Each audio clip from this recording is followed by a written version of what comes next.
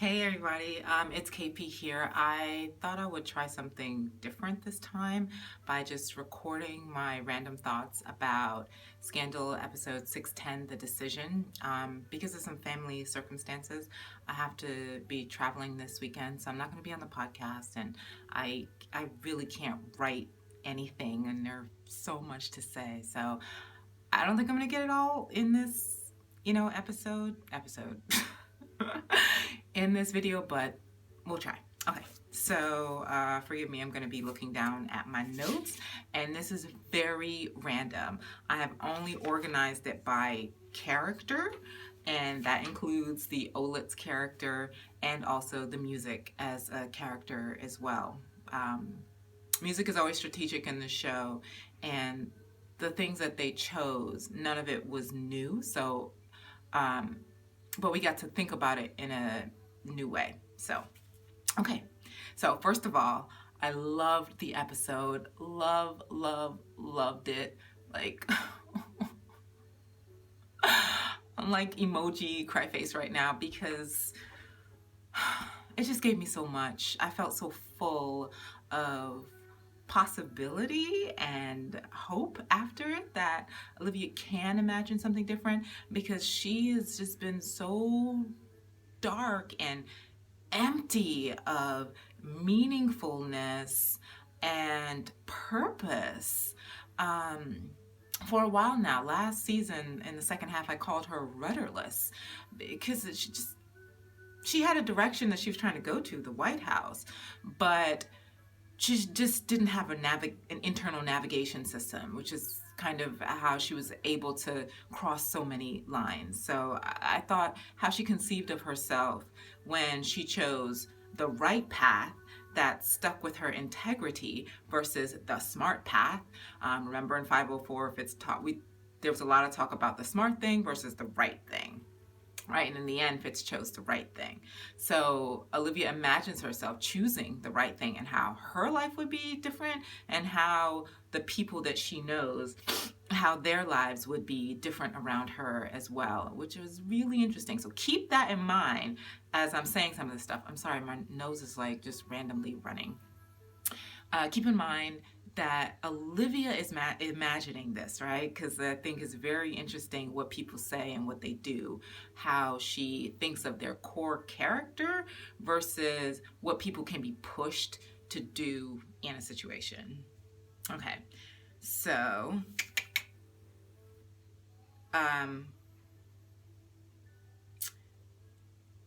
okay, so I love that she imagines Fitz like still wanting her, because we know present day, she's been doing her best to get over that, or just get past that and stick to her goal of getting in the White House.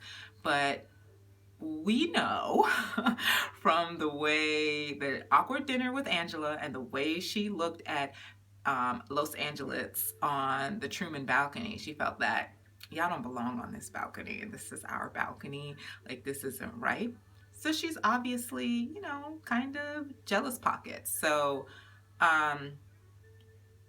her imagining him wanting her in this particular situation and getting married to him is just very different for me from her 410 dream, but also very consistent, that she knows that he wants her, or she hopes that he still does, right? In her dreams of doing the right thing. The fact that, like I said, this is all over the place. I love the fact that in the end, she chooses the light, which is also her choosing freedom. And I'm going to go into that bit a little bit when I talk about Olitz.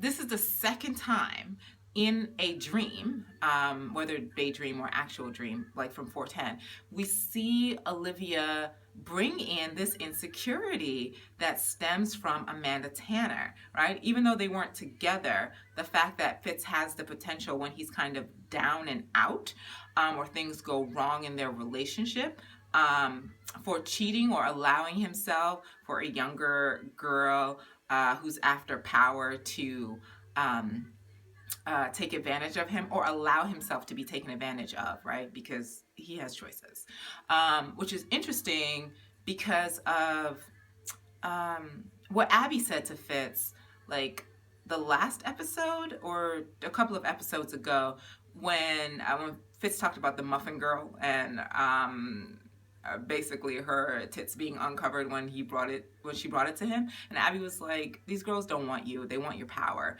Which with Lindsay and AU Fitz, and she brought up him being a governor, that seemed to like really fit, and I'm gonna get to that as well. Bitch, Quinn, don't you ever in your life comfort us. Let's see. The resentments that's there, right? I know I've talked about this like a long time ago, way back in season 2, um, about Olivia's fear of Fitz resenting her for his life if she allowed him to give up on his dream or if he didn't remain the president. Especially at the end of season 1, when Cyrus gets to her about, some men aren't meant to be happy, they're meant to be great. And which is interesting in this episode, right? The idea of happiness and greatness being incompatible. We see a kind of reverse of that, right? But yeah, this fear that if I stand in his way of greatness, or that I'm an obstacle, or things in the life that I want with him is an obstacle to his greatness, one day he may resent me and blame me for that, especially since she was supposed to be the deciding factor with Defiance, right? That if she had said no, that she would have taken on the blame for everybody else's life. Because remember, everybody had their future lined up and she didn't, right? And we see the future that she imagines this time. So that resentment is very real. And I remember my my ex-fiance, he was a great artist and for me didn't really live up to his potential. I was set to go to grad school, and he had wanted to go to graduate school as well to get his MFA. And I was like, well, wherever you're deciding to go, I'll just find a program like near there so we can be together.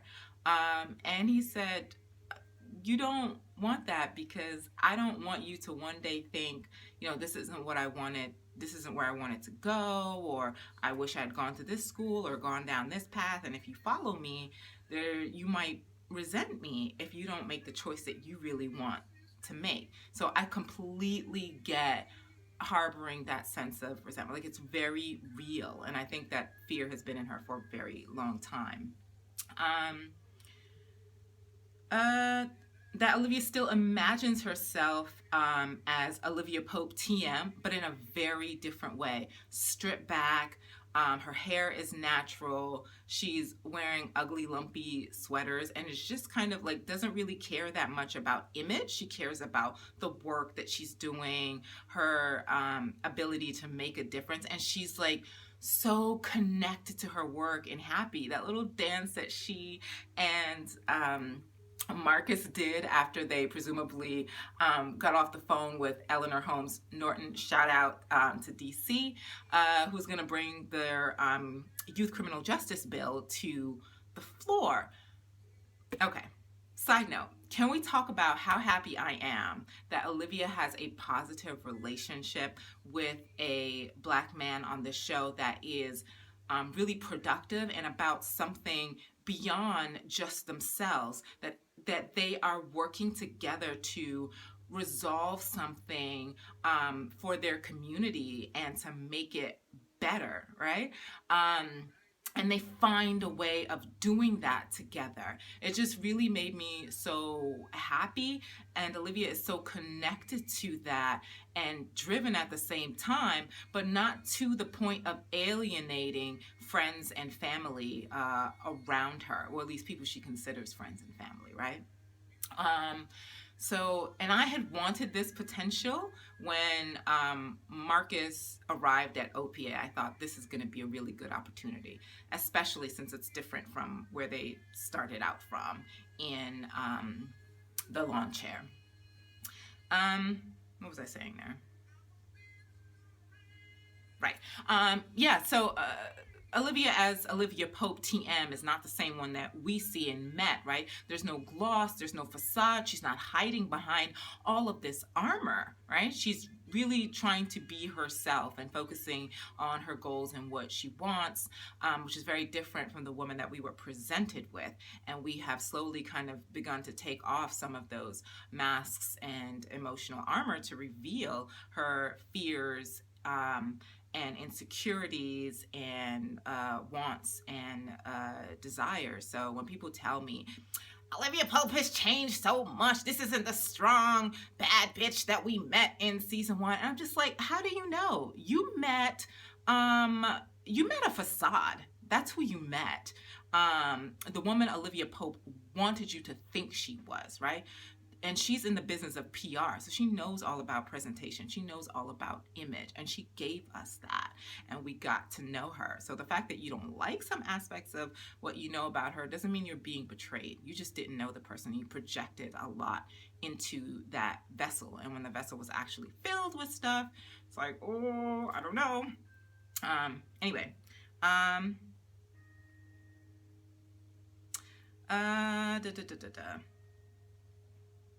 Oh, I love that what we see from Olivia's vision is that, well, what it makes us think about is the fact that the choosing the bad path, the path of darkness, even though it's a winning path, whatever comes up next, you're going further and further down this spiral of darkness because you have to justify your original decision and protect it. And so we have been watching a woman all of this time who chose a smart path, and everything that she has to justify and suffer because of that. And of course, it has changed her, and we can trace it back to this decision. So she imagines going back to this original sin, if you will, and the possibilities for her life. And yeah, it's probably a little bit more idealized than what would actually happen, but it is completely based in reality as opposed to the fantasy world of escape that we see in Vermont in her 410 dream. Speaking of the 410 dream, the ring that she wears is the same huge rock that she dreamt Fitz gave to her in Vermont. I thought that was really cute.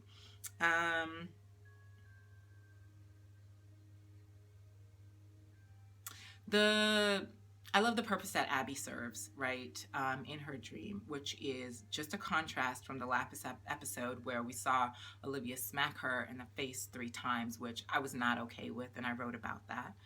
I'll link some of the connecting pieces in the info box. That Abby, once again in a dream, serves as the voice of truth and reason to kind of shake Olivia up. She reminded her in her 410 dream, you're the only gladiator in the place, reminded her of the kind of, made her feel guilty in a sense, or reflected Olivia's guilt about the people that she had left behind. Huck and Jake, and can we talk about how vastly different she imagines responsibilities to people? Jake barely gets a mention, and he's a complete asshole when he does like come up. Yeah, I thought, when she has Abby draw up divorce papers, she was going to give up on the marriage, not because of Fitz, but because of her. And Abby sort of like got her to question that Abby had the line of the episode. She said, you look at him and you see your own failure and it disgusts you, right? Which had already come up in the argument that they had when he says, Fitz says, I didn't give you the oval. I get it. You wanted the oval and I didn't give it to you, right? He thinks that I'm a failure and you see me as a failure. And she's like, no, I didn't give it to you. I had the potential to give you what you wanted by any means necessary, and I didn't. And I think that fear of that sort of originally with the decision she made impacted her going down this wrong path. But Abby gets her to question, why didn't you give up your apartment? And that ties right into 5A when she had one foot always out the White House. You know, she was spending the night there, many nights on end. She kept her apartment, which I didn't object to at that point. They weren't married.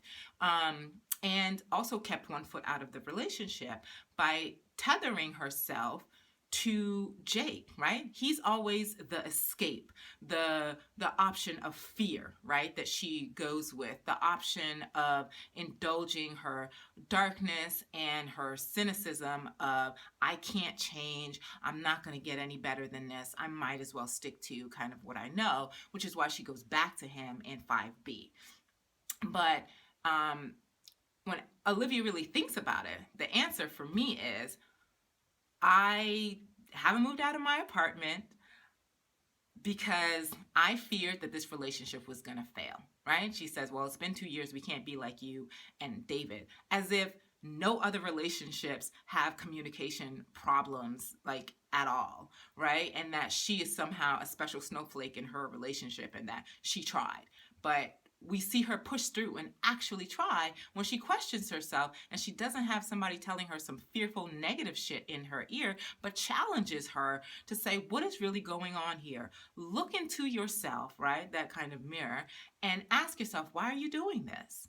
And the answer she comes up with in the end just makes me really proud of her to banish that sense that she's not enough or that she can't do this. She doesn't really have a whole lot of positive, meaningful relationships, marriages that last, around her. Her parents were fucked up. Fitz and Melly got divorced, ostensibly for her. Abby and David haven't been together that long, but she's trying to figure this out. She hadn't committed to any boyfriend really before that. She probably left every relationship that she'd ever been in, right? Because people who suffer from abandonment like she does, they try to avoid ever feeling that way by leaving first or being the one to give an excuse. Which, if you think about it, Olivia has done that every single time with Fitz, right? She's been the one, except for after Fitz found out about defiance.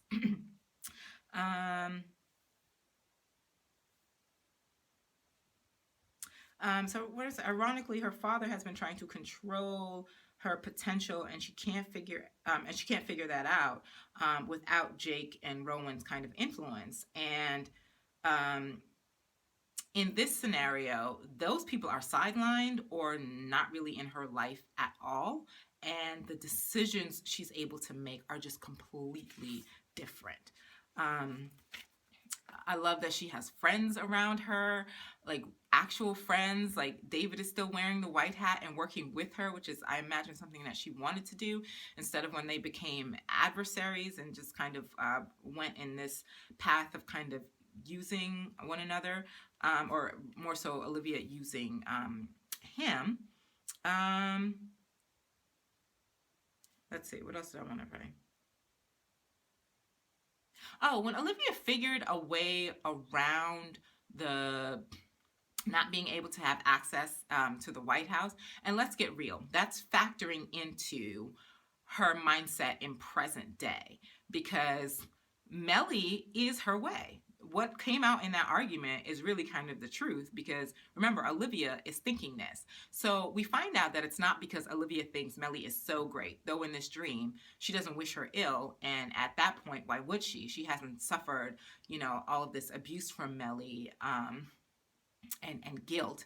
So it's not her guilt of, trying to make up for Melly. Bullshit, which I called like a while ago. No, her real desire is Melly in the White House, and knowing how Melly is, she'll be able to use and manipulate Melly if it's going to make Melly look good, because that's the kind of person Melly is. And we see that with Cyrus and Melly's relationship in this instance, although Melly isn't quite as Lady Macbeth-ish in this world.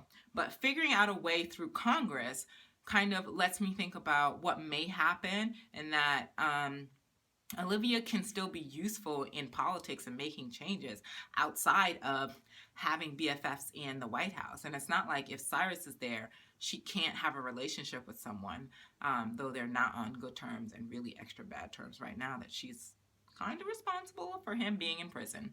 Um, but it also made me think about Olivia and Fitz working together on something meaningful in the future, especially after he gets out of the White House, which fits with the the mahogany tune that plays at the end of 517. Um, where the song is talking about, do you know where you're going to? And in the movie, the character basically like comes back from this world of being a supermodel in this like abusive relationships, and the guy that she really loved, she comes back to do meaningful work with him together in their community. So we'll see. Y'all, I know Carrie filmed this when she like just had baby Caleb. Shout out to those tatas, they were on fleek, Caleb. But I love that the little extra weight on her like really worked for the alternative life that she imagined, and especially the way she dresses herself. Because y'all, did you catch this little detail? She had food in her fridge. David and Abby came over and he said food, and she said in the fridge. And if I'm not mistaken, obviously we didn't see any popcorn. She's not sad. And we didn't see her indulging her woes and stress in glasses of red wine. So I thought that was really, really positive that she imagines those things aren't around. And also, lack of red wine means lack of Roman influence. In fact, there wasn't very much red at all, except for the roses of love, which filled the church that they were married in. And y'all, that is a different church. It's not the one from 214 with Ella, where they christen Ella, and it's not the one from Jake's wedding. I checked and I have the receipts. I do. But yeah, I love that. Happier, healthier Olivia is eating food and taking care of herself, and obviously Fitz is there and he's gonna want food, right? He doesn't live off of popcorn and brown liquor. I love that Huck gives her away. And I'm guessing that her protectiveness over Huck, and given the fact that when she's imagining this, she just at the beginning of the episode talked about Huck almost dying, right? Huck, who is so meaningful to her, who is precious to her, important to her, right? And that comes up in Spies Like Us. I'm going to get to that. God damn it, this is going to be like a fucking hour because I can't keep my mouth shut. And I'm not editing any of this shit, so y'all are just going to have to like move on because I don't have time. So Huck in her mind is almost like this childlike brother. Shout out to Spectacles and Script, who said Huck is out here like a special needs brother to Olivia. And you're not far off, because Olivia imagines like a more realistic sibling relationship with Huck, because before that soul-sucking monster Jake came into her life, and before Fitz even existed to her, there was Huck, right? And she made a connection with Huck. She saw a sadness in him that was worse than hers, because they're children of the same kind of command. They were raised as soldiers, trained to be warriors and these soldiers by the same man. So she would recognize that in him. And so they have had that kind of emotional, platonic connection, and he remains her platonic Fitz in a way. So it's completely appropriate that he gives her away, which also tells us about her relationship with her father. The fact that he's not doing that he had to sneak into the wedding to kind of witness it, and then he dips out because he's not supposed to be there. And he also seems like he is disgusted by the fact that Olivia chose this path. And Olivia's always feared that her father would be disappointed in her or give up on her. She's always looked for his praise. And now that she is Rowanka, she gets his cooperation plenty in real life. She's been embraced him. And the woman who right now has who plays his records, the woman who has a picture of the two of them on her side table in her sitting room, right? Nowhere to be found in this AU.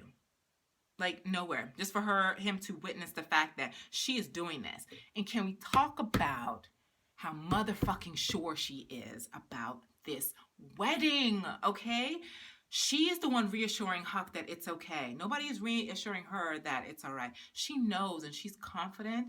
And I love the way she looks at Fitz when she's walking down that aisle at him, at her destiny, at her future, at her home, as she's looking at. And they say they're. I'm getting into the oldest part. I'm taking too long. I'm gonna get there. Okay.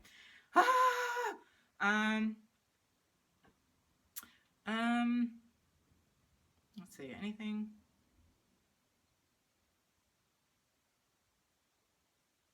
Oh, I love that she was geek. She and Marcus were geeking out when they got to the White House.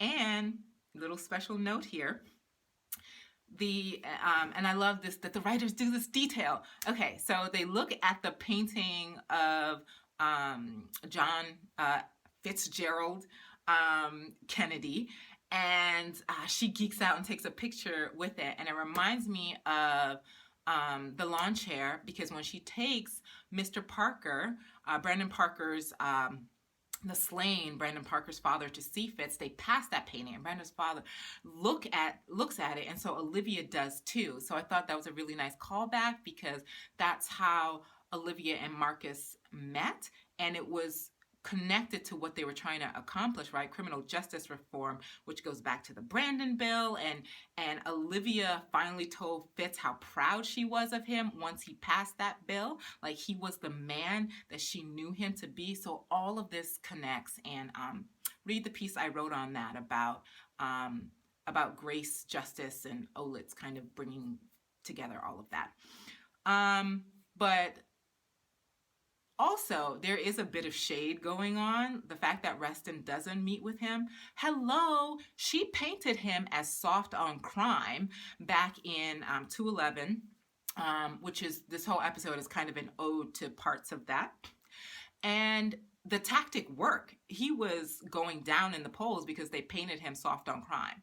So I bet you any money that when Reston found out that this meeting with Marcus Walker came with Olivia Pope, he was like, hell no, I'm not meeting with that bitch. I could have lost because of her. I only won by 4,935 votes because of her. I'm not going to then meet with her about criminal justice reform when she painted me as soft on crime. So I bet that kind of pettiness was at work in Reston. But over more than anything, I love that what Olivia confirms for herself in the end is that is a rebuke of what Joke says in the beginning, that think about how much worse off your life would be, if it wasn't for defiance, yours too, Olivia. To which I say, shut the fuck up, because you don't know anything. I don't care if you observed her, you were observing shit back then for Rowan. You don't know anything about her life. You don't know about their relationship, and you can't read for shit. So shut up. You're like the worst fucking spy ever. So in the end, Olivia rebukes that notion that her life would be worse. She proves that no, it wouldn't be. She wouldn't necessarily have challenges, right? Which she figured her way around, both career-wise, she didn't have the access in the White House, and also relationship-wise. She and Fitz got through issues that they've not been able to get through, right? Which were caused essentially by their individual baggage coming on the relationship. And a lot of times that is what gets in the way, are the egos or the fears or the anxieties, the wants and the desires of the two people in the relationship. And I always say, if you manage to grow within yourself and also grow with the person that you're in a relationship, it's a blessing for however long that works out. So I love that she was able to confirm for herself that she can choose a different life, and that if she really tries, not that pathetic we tried in 509, but actually try, that it can be different if you choose it. So let me get to Fitz, my baby Fitz. I love that the truest thing for him was still Olivia, which means Olivia knows that. That, you know, in there at the end, which, my God, when he comes to her and the light starts playing, I'm going to have a separate thing on the music.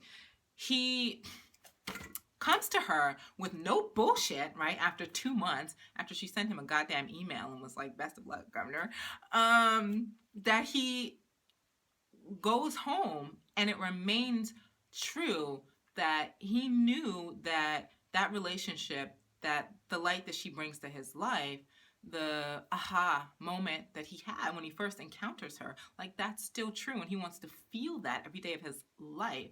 And he kind of renews that vow with her near the end, about still wanting her, and that hasn't changed. Yeah, so he made the decision on his own to get divorced and came to her, which I thought was always the thing, because Olivia has fucking like acted like she's his guardian for preventing divorce, because she knows that a free and available Fitz, she has no excuses, and she just has to really search herself for what is it that she wants. I love that Fitz's integrity and the fact that he doesn't like to pretend is one of the things that kind of woke him up, and that he wasn't able to go through with that kind of fake cable news indictment of Sally Langston, when he knows he himself wasn't acting right at that moment, and that he could be better and do better. And that is the man that I know, the character that I know. And that's the person that Olivia knows too. Like, she knows that he would do that. He's Fitz's insecurities and issues that he needed to unpack, which he has done over the seasons. I love that they still come up, right? So even when he doesn't win, Olivia imagines that he still would have baggage that he would have to deal with, and I think that's absolutely true. Let us not forget that right before Big Jerry dies, and then Fitz eventually loses in this AU, he calls him basically a loser. He said, you know, one thing, you're not going to be able to win this on your own. One thing I am that you will never be is a winner.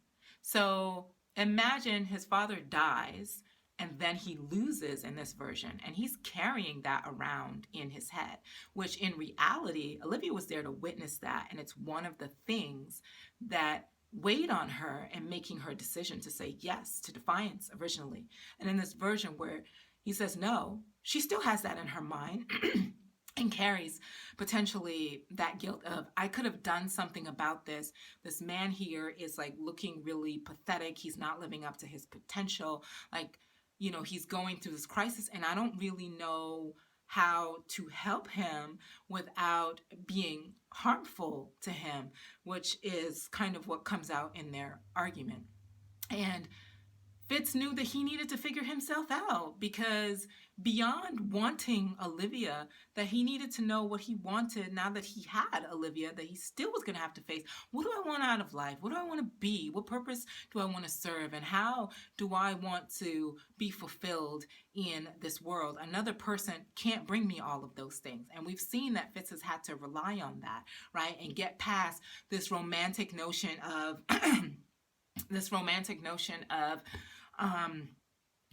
you know, this Jerry Maguire, you complete me business, or, you know, I would die without you, you know, that the man that I am without you, you know, is not someone I want to be.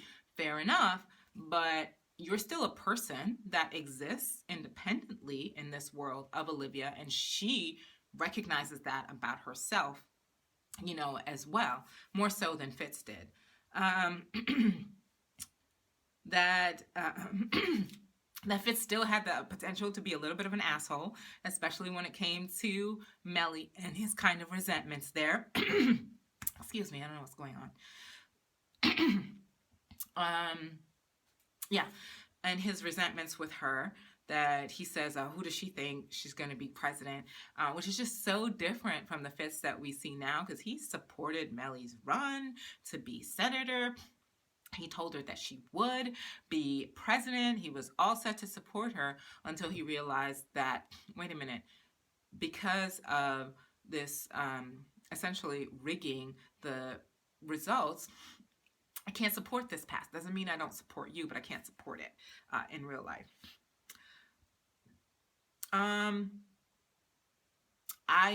The scene with Jake, I like that essentially he wouldn't let Jake go down that path of trying to trash Olivia, because Jake's, he can see that all is not right with Fitz, and Fitz is there to kind of unburden some of his frustrations. The fact that they're still living in this one-bedroom apartment and being in a tight space with each other can heighten the stress. It's a proven fact. The more people who live in a small kind of compact space, the more likelihood there is for violence, right? And stress and kind of raised tension. And you can read violence in lots of different ways, sort of arguments and the violence of words and daggers that we throw at each other. And we see that in the argument with Olitz, that they know how to fight and really drive that dagger in and twist it with each other to hurt each other, because they know each other so well. I love that Fitz was still needy because he is like a needy person, or at least he was. And Olivia still imagined that kind of neediness. Abby tells him that, tells Olivia, you weren't giving him the attention that he needed. And Olivia probably emotionally pulled away from that because she sensed both her work and also her own kind of issues. And if Fitz has started to kind of spiral downward, that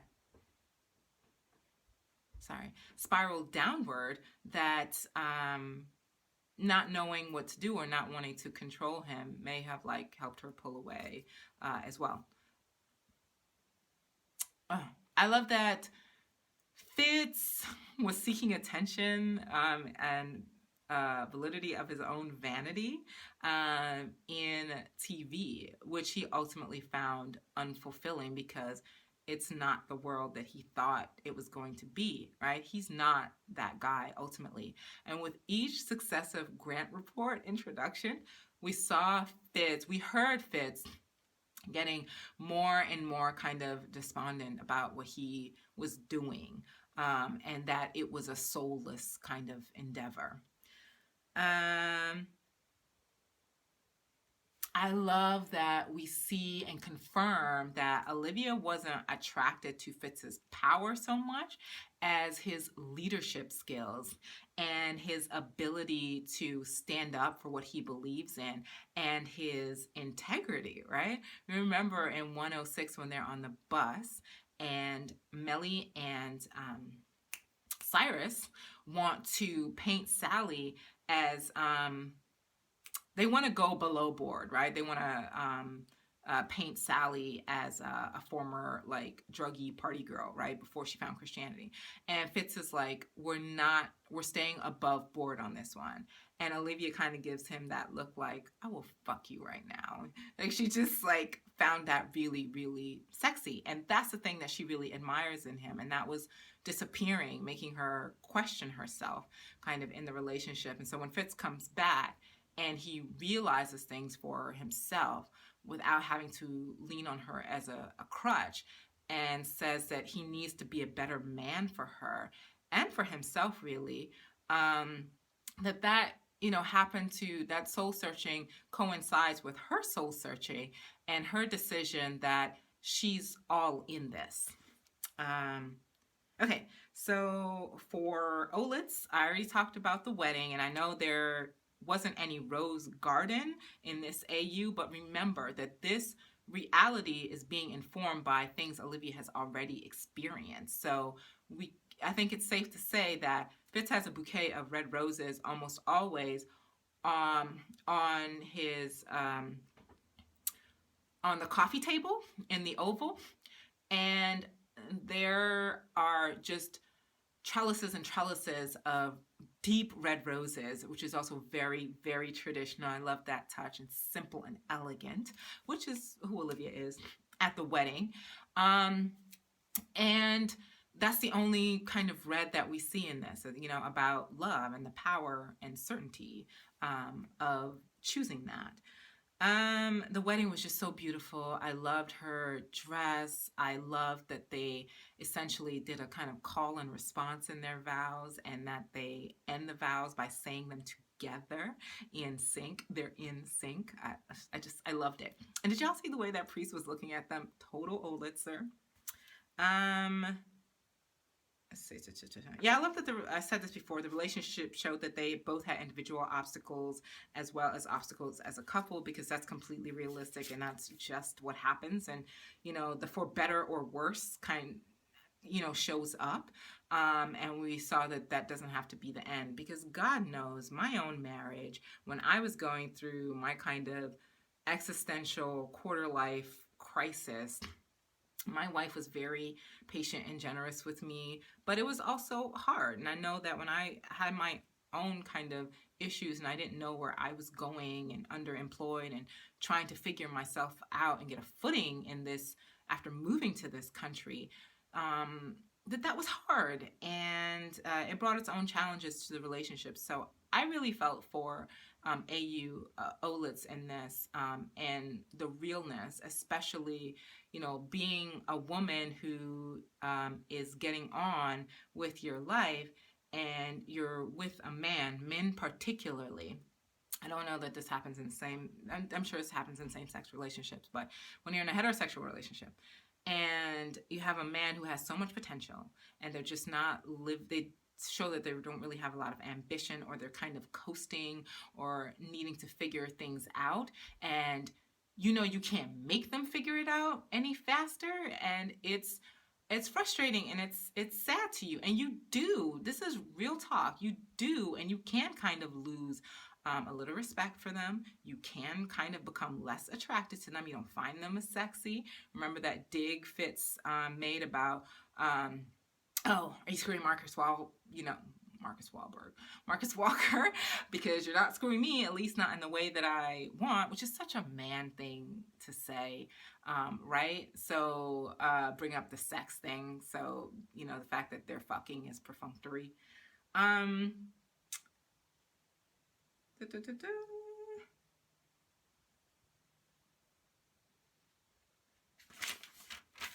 want to say,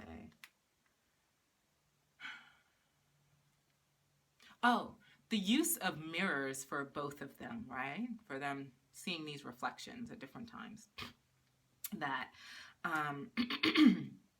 that Olivia looks at herself in the mirror and kind of decides with this, I guess I'm doing this, or that's good enough, when she's about to go on her date with goddamn Leo Bergen, a kind of rent-a-Fitz, poor man's Fitz, maybe she's looking for. And Fitz catching a glimpse of himself and maybe a glimpse of his father in the mirror with Lindsay, before he disrupts the BJ Interruptus, right? Which is really interesting. About to give a BJ, his father's name is Big Jerry, he's called BJ, and his father is the thing that haunts him in this universe still, and he catches a glimpse of that and realizes, like, I don't want to be that person. I have to figure out what the hell's going on with me for the sake of myself and my marriage. But the reflection and the inner reflection that they both end up doing, I thought the use of mirrors is really good there. And Fitz was reflecting on the same bench that Olivia often goes to have her little political meetups, especially with Cyrus. Abby has used it with Quinn. And he's there looking at the White House trying to figure out, why did I want you? Did I want you? What would my life have been? Would I want that life? And which is interesting because Fitz essentially has come to see that place as a kind of prison. And it fits so well with the end, the decision that AU Fitz makes, which is he goes back to Olivia, having seen the light, that she has brought to him, which is freedom, right? That by saying no, she gave him choices, because had she said yes, he would not have had choices. And we see that now, right? That slowly Fitz has been corrupted by finding out more that has gone on around him, and the maneuvers people have made, which has, trapped him essentially. Fitz was in as much of a prison in and for 11 as Olivia, metaphorically, as Olivia was imprisoned when she was kidnapped, right? So just different kinds of prisons. And of course, we know that he's referred to it as the crown jewel of the American prison system. What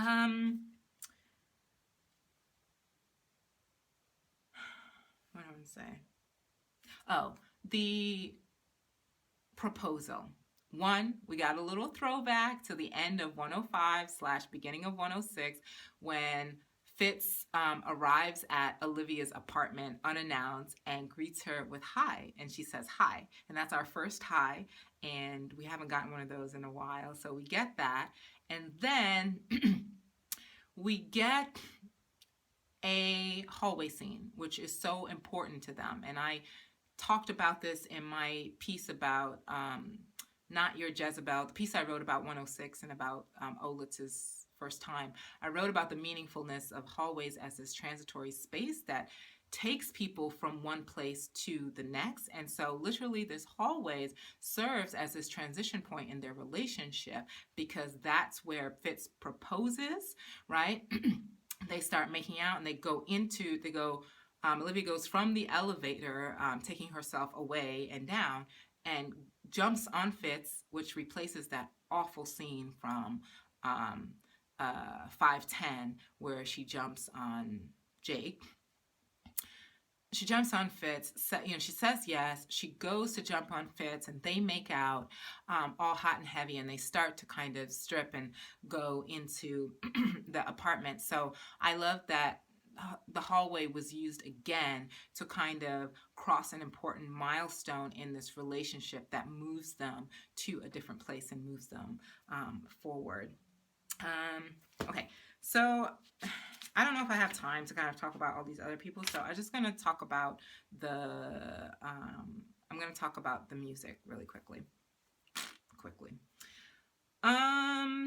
So every piece of music that was used in here, there were 4 musical cues, besides the kind of instrumentals that will play for people, like in Melly and Cyrus the Scene, and the instrumentals that play early on that normally play over the Olitz phone calls. So we get, the music that we get is in order: Will You Still Love Me Tomorrow, that plays when Fitz arrives to tell Olivia that he is free, he left Melly, and he is ready to be in a relationship with her. Not just a relationship, but marriage, ready to commit to her. He is sure. And this song played in that kind of silent scene in 508 when they were in the interrogation room, and Olivia is basically, we don't hear what she says, but we surmise that she's telling Fitz why she let her father out of prison, right? And in a little bit, she's kind of lying to herself about why she did it in that scene, from what we could kind of make out. And Fitz looks at her and takes a step back from her, like, I can't believe you did this again, right? And there's a sense of betrayal there. But also a very real fear that Olivia had, which she expressed to Abby earlier, which was, if Fitz, I'm not ready to be done with him. And if he finds out about this, and if he finds out about it from someone else, which he did, we are definitely going to be done, right? Because they weren't supposed to be lying to each other anymore. Being in a relationship means being open and, taking your fears to someone and trying to work with it, which is a very, very vulnerable thing to do, because you're scared of losing them, and that's real. And in this, we get like a twist, in that the "Will you still love me tomorrow" Fitz, in a way, was thinking, wait, do you still love me? Because I came here from across the country, and I thought you loved me at least half as much as I love you. And he takes a step back after he says that to her, and the elevator kind of closes. And when she gets off, um, and from Olivia's point of view, the will you still love me tomorrow is very much about she's keeping the secret of that defiance was even discussed, right? And that she was the one to make the decision to not go down that route. And what would he think if I had, or what would he think knowing that I said no and took something away from him? Would he be here right now proposing to me and trying to marry me? That perhaps she thinks, are we entering into this in a slightly like dishonest circumstance? Like I haven't completely been honest about this, and would he have made a different choice? So I think that some of that is kind of going on, which parallels some of the feelings and fears she had in the 508 scene. Then we get You're All I Need to Get By, the Aretha version, which is the third time we hear that particular song, second time we hear this version. And we hear this version because it was Olivia in 503 deciding that she was choosing Fitz back this time, right? In a way that he had showed up for her and and sacrificed to let her know how much he wanted and what he was willing to do, commit political suicide, give up his marriage in 220.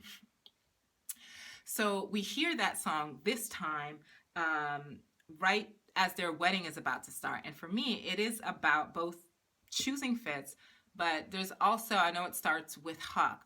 Huck is also by her side, and she does still need him. And I think that's partly reflective of what she's just been through with him.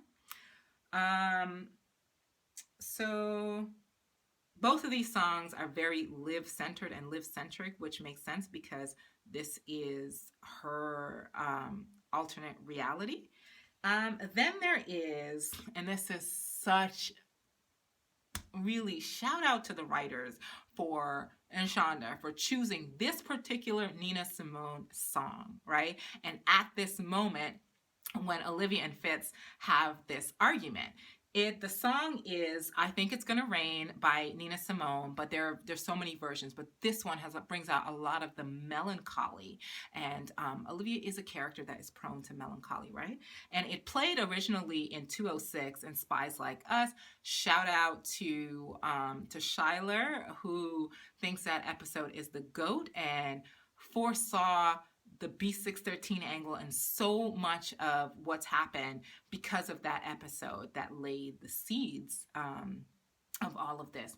And when that song plays near the end, there is a lot of brokenheartedness, and a lot of people are disconnected from each other. And there is this ironic or sarcastic refrain in the song where she says, human kindness is overflowing and I think it's going to rain. Like those two things don't really jive together. So because in the song she also talks about scarecrows with their fine clothes on and these plastic smiles that kind of hide their real intention. So the person in the song is either a very lonely, brokenhearted person or a homeless person who's disconnected from the other humans around him and is more connected to the misery of the objects and the things that they see in their environment. So songs about emotional disconnection and being disconnected from people. And it plays at the end of 206 where Abby, finds out the truth about David, which was set up by Harrison at Liv's request to break them up. Huck and his fellow spies, they, despite Huck trying to paint a better and brighter future for them, this darkness still wins out. And Olivia,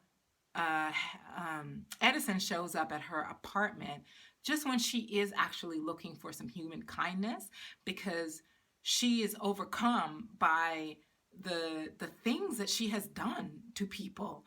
And Edison shows up with some sandwiches And she cries into his arm, and I'm sure they go in and, have sex instead of watching that Angelina Jolie movie. So in this version, Olivia and Fitz are obviously disconnected from each other in this moment, right? And they're using all of these kinds of daggers, and bringing up these insecurities, both of theirs and each other, in this argument. So there is no human kindness happening in the argument. It's not overflowing. So the irony of that line is all over this scene. So I just thought that was really done. I hope people recognize that they had heard that song before. And then we have the GOAT, The Light, which I don't think we have heard since 404, right? And I wrote a whole piece about this, about how the light really is, Olivia is the light to Fitz, and the light that she brings into his world. And it signifies a kind of coming and going of that light. So the fact that the light starts playing when Fitz starts talking and apologizing, he has seen the light. And specifically, he's talking about the light that Olivia has brought to his life. She has woken him up to life, right? He said, I didn't think I wanted anything until I met you. And she has ushered in this light into his life. And the light bulb turns on about what it is that he needs to change. And also that what Olivia did in saying no to defiance is that she gave him freedom, right? Which is exactly the thing that Olivia imagined Melly saying to her, that she was right. Olivia loves being right. So I'm not surprised that she imagined two people telling her she's right. The fact that she tried to give him freedom, no one can make you use that freedom, right, to the best of your ability. That's up to you what you do with your life. But she gave him the space to kind of explore and wonder. And he was squandering it, which she kind of thought anyway, but he needed to realize that, and he did it on his own, which, was so good.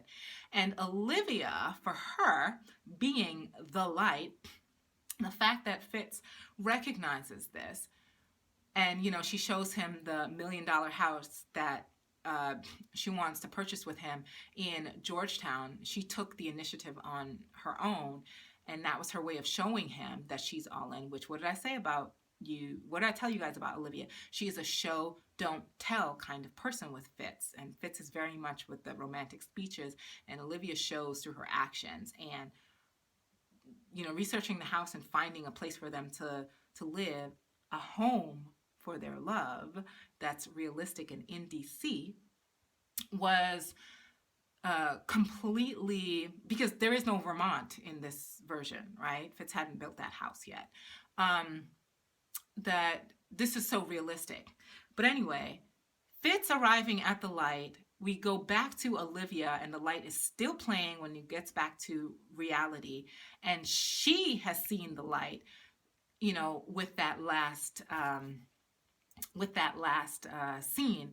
And she runs with this kind of sense of almost freedom, which is what she chooses in the end, right? Again, a rebuke to the encasing her in fear, this prison of fear and darkness that Jake wanted to do, which he's so used to doing, right? He served as that purpose since the moment he was insinuated into her life. She goes to Fitz and she says, I'm in, right? Just as she kind of shows him in the dream by giving the paper of the house.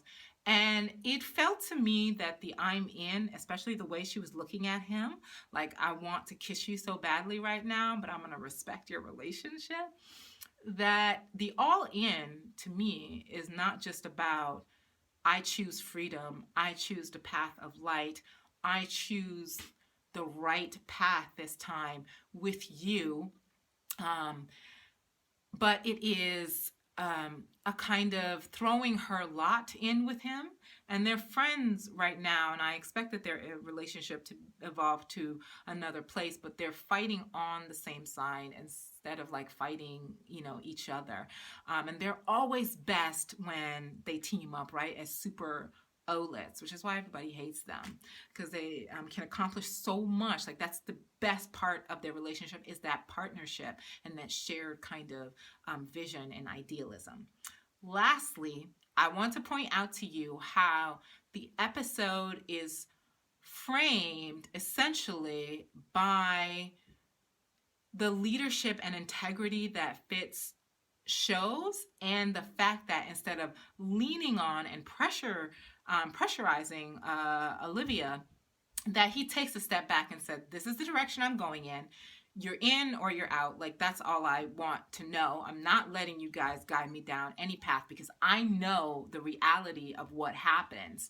And Olivia, in the end, that's the thing that attracted her to him in the first place. And he shows this leadership and integrity, and it warms all of her bits and body parts, and she goes to him and chooses that path, and he has to lean back. And that happens at the elevator scene when he proposes, that he says what he wants, he proposes, he leaves it up to her, he takes a step back when he realizes, oh, she's not going to act right now, and then Olivia goes to him to say yes, just like she does in the end. So I thought that was really beautiful. I have taken up so much of your time. You know, I had like random things about Melly and like Rowan and all those guys, but it's not important. Whatever. I'm just gonna end it here and say thanks if you stayed for all of this. I may edit this a little bit. I don't know. Anyway, bye guys. Love you and see you later.